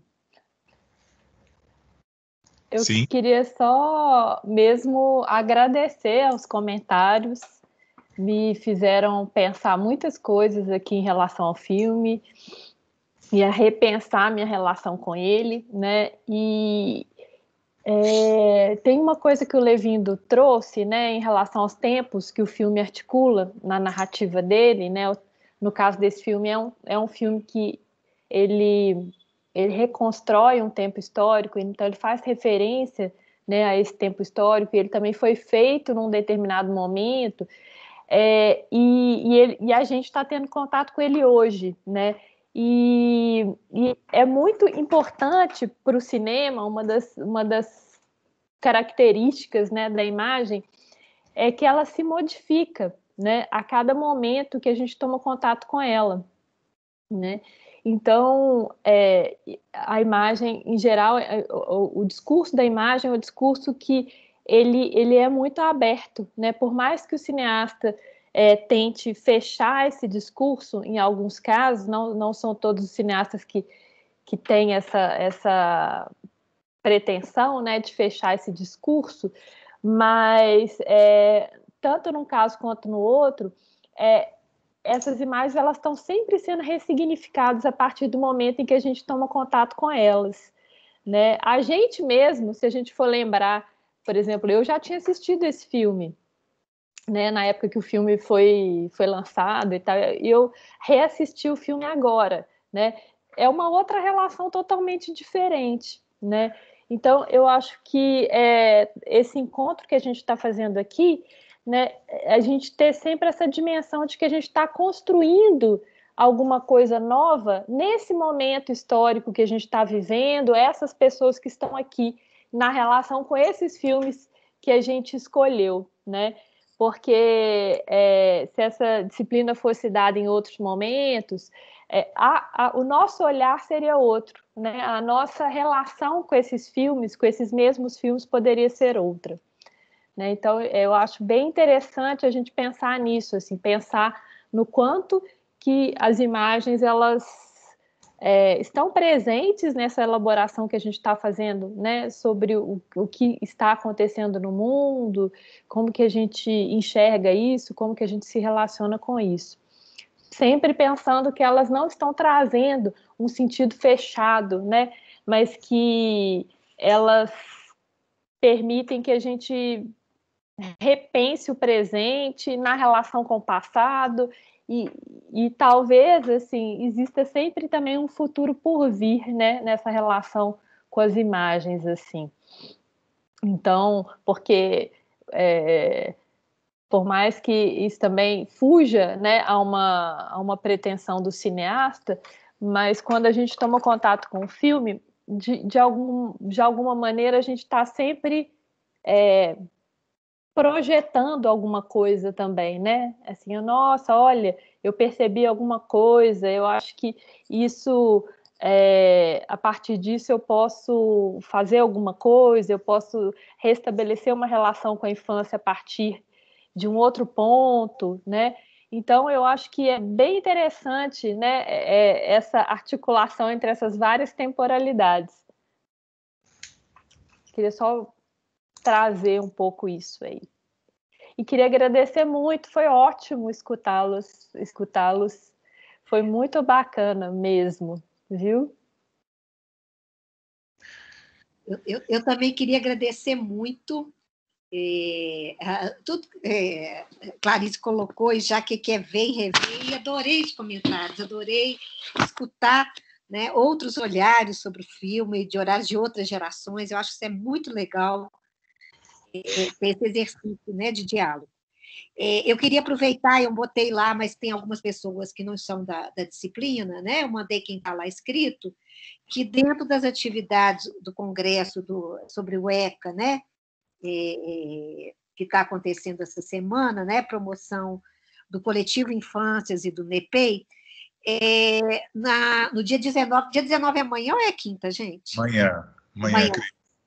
Então, eu botei aqui amanhã, às 17 horas, a Cibele Noronha, que está fazendo pós-doutorado na FAI, que está dando a disciplina de Estudos da Infância, já deu essa disciplina antes, ela vai estar discutindo o filme O Quarto de Jack. Então, quem viu o filme, é muito legal, e eu acho que vai ser uma boa prosa, tá? Com a Cibele, de 17 às 19h30. Ô, Cris, a Bruna fez um coraçãozinho para o filme, para a Cibele ou para os dois? Hã? A Bruna fez um coração enquanto você dava esse recado. Queria saber por que ela fez o coração. Comenta, Bruna. Eu fiz o coração por causa do filme. A Cibele eu não conheço. Se conhecesse o coração, poderia ser para ela também. Mas eu adoro esse filme. É um dos meus filmes atuais favoritos. Assim, quando eu vi ele, eu fiquei apaixonada e muito emocionada. Quem fez coração foi a Ana Clara. A Cibele é incrível mesmo. Fiz a disciplina Estudos sobre a Infância com ela. Então, eu acho que é uma boa chance. Quem não viu o filme, veja. É um filme muito legal, que vai estar falando sobre a questão da imaginação, né? Também, né? É sobre uma criança, provavelmente a história, né? Ela foi criada num quarto, a mãe provavelmente é vítima de abuso, e como é que ela constrói o mundo dentro daquele quarto, como é que a mãe constrói o mundo com ela e para ela dentro desse quarto. Tá? Então, quem quiser convidar, eu mandei o post, está aberto para todo mundo. E, Mercedes, espero contar com vocês outras vezes, os outros convidados também, a Juliana também, não sei se está aí, a Jula da UFBA, Mercedes e outras pessoas da Paraíba. Esqueci. Tem uma colega da Paraíba, orientanda da Inês Teixeira. Val, apresenta aí para a gente. Se apresente, Val. Abre a câmera, bem-vinda. Gente, só um detalhe. Consegue me ver agora? Val? Estou aqui, professora. Quero agradecer demais a oportunidade de estar aqui com vocês. Vocês estão conseguindo me ouvir? Estamos ouvindo super bem, Val. Tá bom, muito obrigada. É muito nome na minha cabeça, desculpa. Tranquilo, professora. Eu quero agradecer demais a oportunidade de estar aqui. Foi um momento muito rico, ouvir as suas contribuições, as contribuições dos colegas. Nossa, foi de uma riqueza. Eu estava dizendo, nossa, o meu dia hoje foi festivo. E eu estou muito feliz. Se apresenta para a gente, Val. Meu nome é Valdezia, desculpa. Eu sou aluna aqui da UFPB, né, do curso de Educação, de mestrado, sou orientada da professora Inês Teixeira, trabalho no município de Conde, em uma escola quilombola, no Quilombo Guruji Ipiranga, numa escola de ensino fundamental, trabalho como coordenadora pedagógica nessa escola, já há alguns anos. E estou muito feliz de estar aqui, professora. Estou muito, muito feliz da oportunidade de estar aqui, viver essa experiência com vocês e aprender tanta coisa linda. Tenho feito leituras de alguns textos de sua autoria e, na minha dissertação, estou construindo esse caminho, essa compreensão, esse novo olhar, né, para a criança. E, enfim, próximo encontro, com toda certeza, estarei aqui com vocês e vou poder compartilhar um pouco também do meu olhar sobre essas produções tão ricas, que nos faz nos aproximar num momento tão difícil como esse, né? Mas que a gente pode estar juntinho, utilizando essas ferramentas e encontrando e ressignificando esses espaços, né? Estar junto, apesar de estarmos distantes. Isso é muito bom. Isso é um ganho extraordinário para todos nós. A gente poder ouvir a voz do outro, poder ver o rosto do outro, poder estar junto, dialogando, trocando e construindo esses saberes aqui. Quem aqui está, com toda certeza, sai diferente, porque encontra um conteúdo muito lindo, né, que toca a nossa alma, né? A construção do saber tem essa característica muito própria, né, é um toque na nossa vida, a nossa alma mesmo. Então, estou muito feliz, agradeço a Cris, agradeço a todos, que para mim esse momento foi muito rico. Um abraço grande, viu, gente? Muito obrigada pela acolhida. E que bom que a tecnologia está permitindo isso, né? Se fosse presencial, a gente tem que ver os benefícios. Se fosse presencial, a gente estaria tão distante, agora estamos próximos, né? Que bom. Um abraço. Clarice quer falar, não? Levindo, deixa eu só, porque a Cris falou, eu lembrei de uma coisa. Pessoal, de 3 a 7 de setembro vai acontecer o encontro da Rede Latino-Americana de Educação, Cinema e Audiovisual, a Rede Quino. E esse ano geralmente o evento acontece em Ouro Preto, dentro da Cineop, que é a Mostra de Cinema de Ouro Preto. E esse ano o evento vai acontecer online. E aí eu queria convidar vocês para participar, né? Porque a professora Inês Teixeira, que vai estar com a gente, ela é a fundadora, né, da Rede Quino, junto com outras colegas, mas a Inês, enfim, né, esteve à frente da Rede Quino durante muitos anos, e é um espaço de encontro muito interessante, porque vem de gente de toda a América Latina, né, tem gente...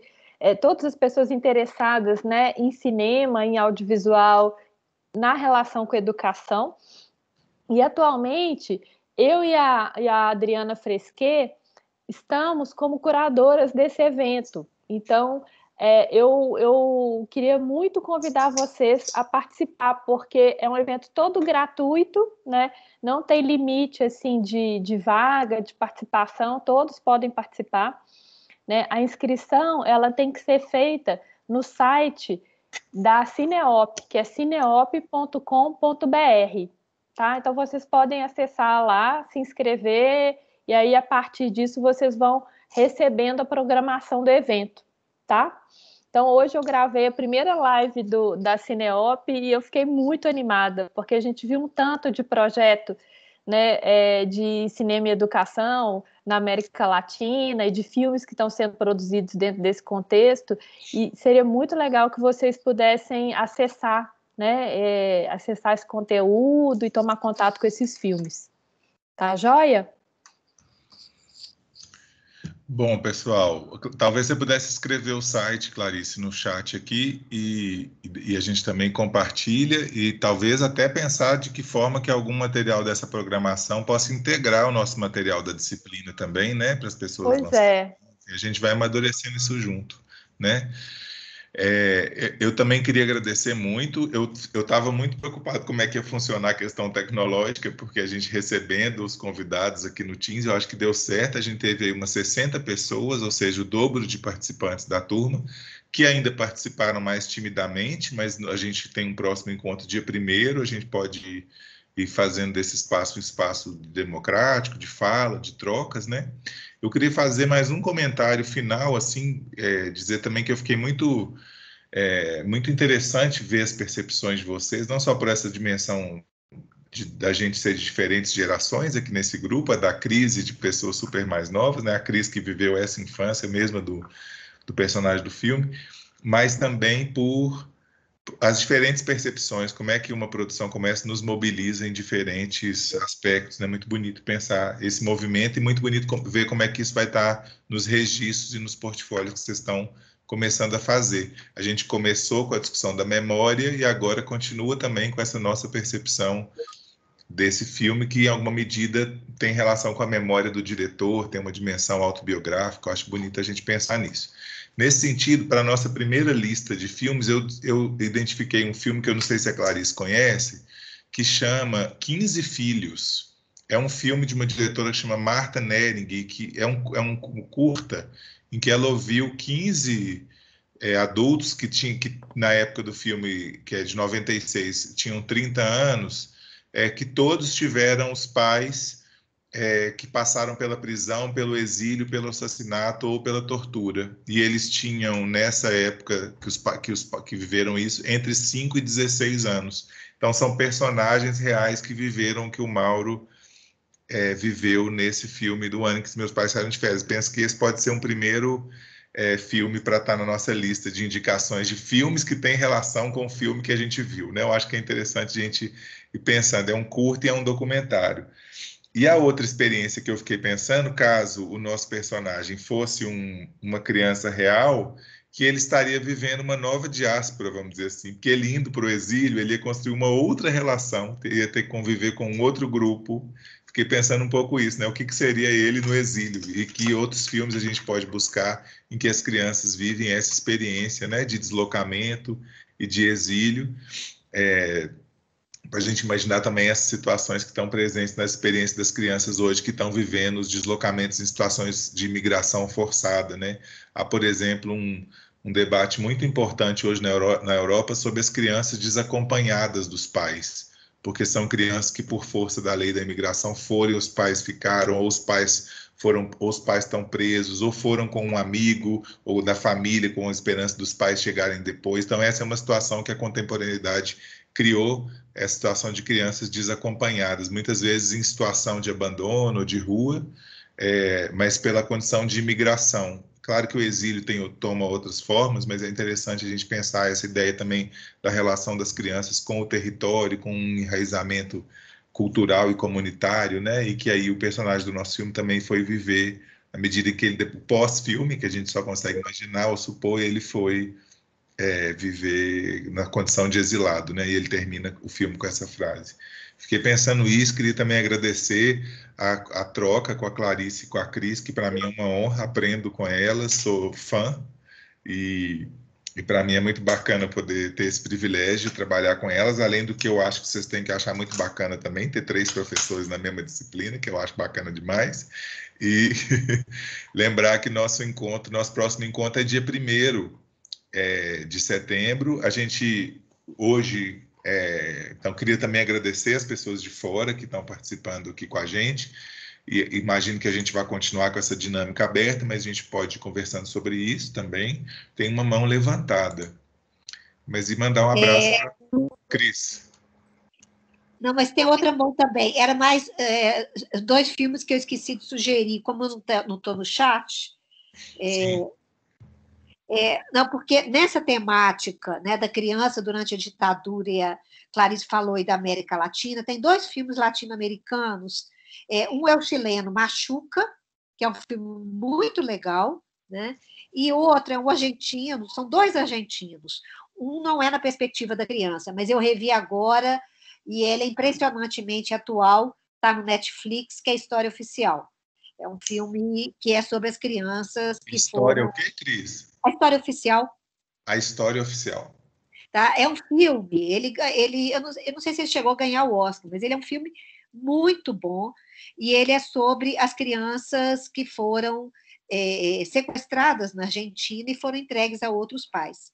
E aí a perspectiva não é da criança, mas da mãe, que é casada com um militar, e que vai aos poucos descobrindo que a filha que ela adotou era uma filha de um casal desaparecido. É um filme é uma perspectiva muito feminina, né? Muito feminina e materna, mas é um filme, assim, eu sugiro demais, está no Netflix, é a História Oficial, tá? O outro é um filme argentino também, A Infância Clandestina, que aí vai falar das crianças que foram clandestinas na Argentina, durante a ditadura argentina, como é que elas viveram essa experiência. Eu não vi esse filme e fiquei curiosa para ver. Tá? Então, tem esses mais 2, esses outros filmes que eu estou trazendo aqui. E, por último, um que eu citei no início, que é Kolya. O título em português é meio bobo, Kolya, uma lição de amor, que é um filme tcheco e que me recordou muito isso. Também é uma criança que é deixada com um adulto, né? A mãe deixa, só que é uma criança de 4 anos. Então, é muito interessante, né? É uma criança russa, e eles odeiam o russo na Tchecoslováquia.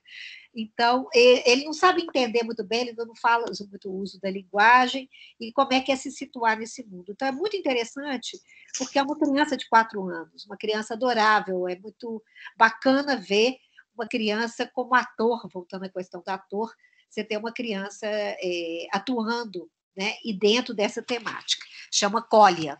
Não sei se alguém viu, se Clarice viu. Nossa lista está ficando incrível, gente.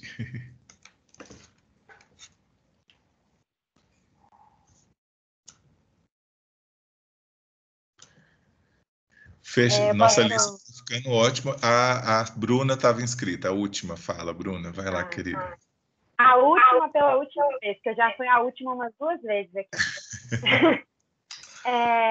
Esse filme, A História Oficial, eu assisti recentemente, Cris, amei esse filme.